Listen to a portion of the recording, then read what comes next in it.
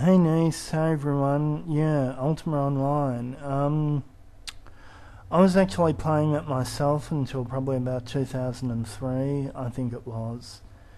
Um, Actually, no, it would have been 2004 at some point. That was just after the Age of Shadows expansion pack. The game really fell apart from what I saw, although it's actually interesting because towards the end there, I noticed that EA were actually just starting to imitate Blizzard in the sense that they put the Dungeon Doom into the game and it basically just became purely all about that. People going down into that dungeon. I mean, it was more or less like one of the instances that they've got in WoW in the end. And the game became sort of much more item focused.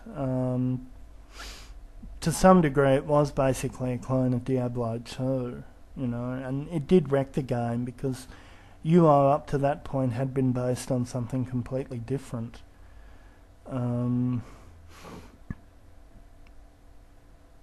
Anyway, yeah, so I stopped playing that.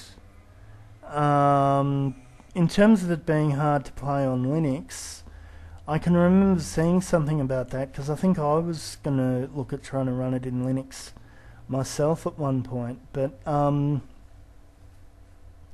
not really sure what it was about it that was hard because, I mean, it was a very, very old game. I think it was originally DOS, or it certainly looked as though it was, and so I wouldn't have thought Linux would have had that much trouble with it at all, or Wine, anyway, which is the Windows emulator in Linux, but anyway, apparently it just didn't work, so... Now, politics, the proverbial can of worms. Yeah, well, this is where I could sort of get fairly involved, I guess. George W. Bush. Well, I mean, suffice it to say, he's probably not my favourite person. My subscription to Billy Bob Joe, in particular, should probably give you some idea in that regard, because Billy Bob Joe 57 does a what he calls the Sludge Report, which is a series of news reports about sort of various evil things that sort of the current, I guess, American government is up to in sort of various different countries, both abroad and domestically. And yeah, that's, if you haven't seen that, it's quite interesting. It's worth tuning into. I mean, some of the stuff that that Billy Bob Joe finds out about is just amazing. I mean, it's staggering stuff. But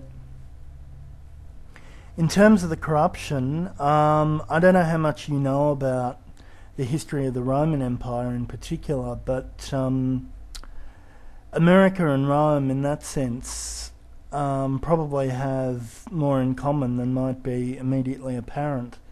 I mean, the reason why it possibly isn't immediately apparent is because the CIA and a few other people at one point, a number of years back, I'm not sure exactly when, made the decision that overt colonial imperialism in that sense was not going to be the American focus, simply because the British Empire had proven that it was immensely unpopular. It was probably initially proven by the British with Joan of Arc in France, and then again with Gandhi sort of immediately after the Second World War. And so the Yanks decided to focus on a lot more on what they call soft power, which of course is epitomised with things like this. And McDonald's as well. I have a McDonald's just down the road. And yeah, that's sort of more been the focus. Although, even so, there have been a couple of examples of conventional imperialism in America's history as well. After the bombing of Japan at the end of the Second World War, General Douglas MacArthur, the commander there, apparently became the governor of Japan for a certain period of time. I'm not exactly sure what his formal title was, but that was basically the function. I'm not sure how long he held that position for, though. And of course, immediately after the fall of Saddam Hussein in Baghdad, L. Paul Bremer was set up as, for a short period of time, as what they called a civilian administrator, although that was basically just another name for a governor or viceroy. And so for a short period of time, Iraq was, in the truest possible sense of the word, an American colonial possession. So America basically is an imperial power. It is an empire, and it has been. And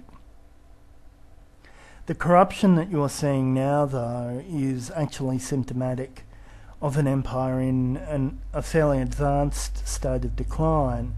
And of course, as I said, at the end of the Roman Empire, that was seen with, actually quite interestingly, primarily in the legislative branch, or the Senate, in a very similar way to what's happening in America right now as well. So that's basically what's happening there.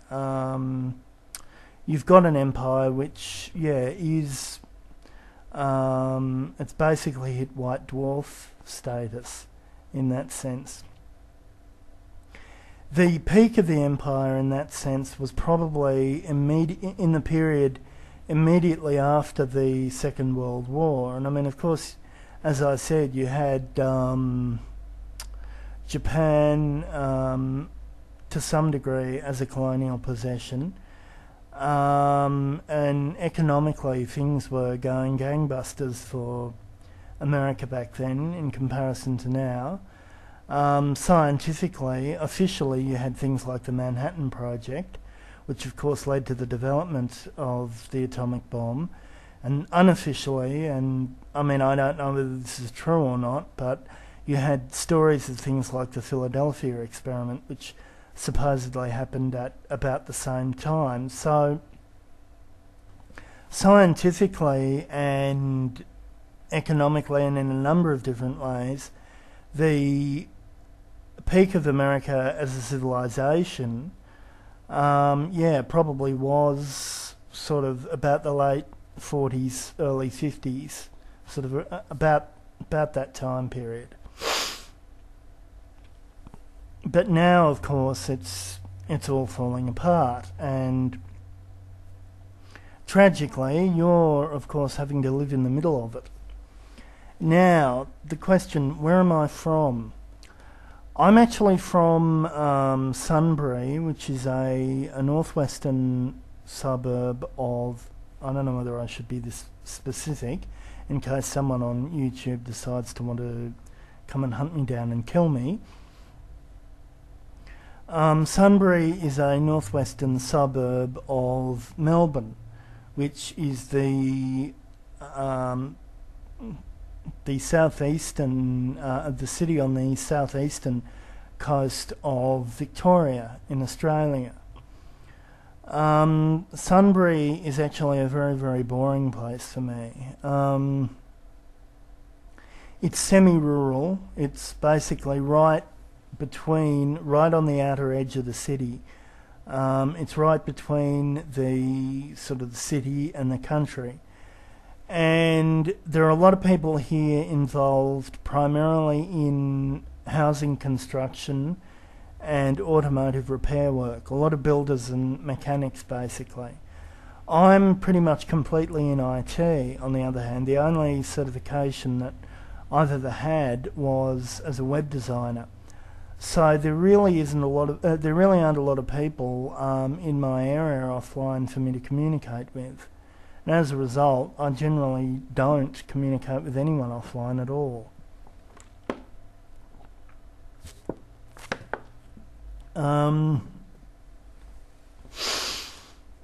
Yeah. So that's basically where I live. I've got no idea how long I've talked on for.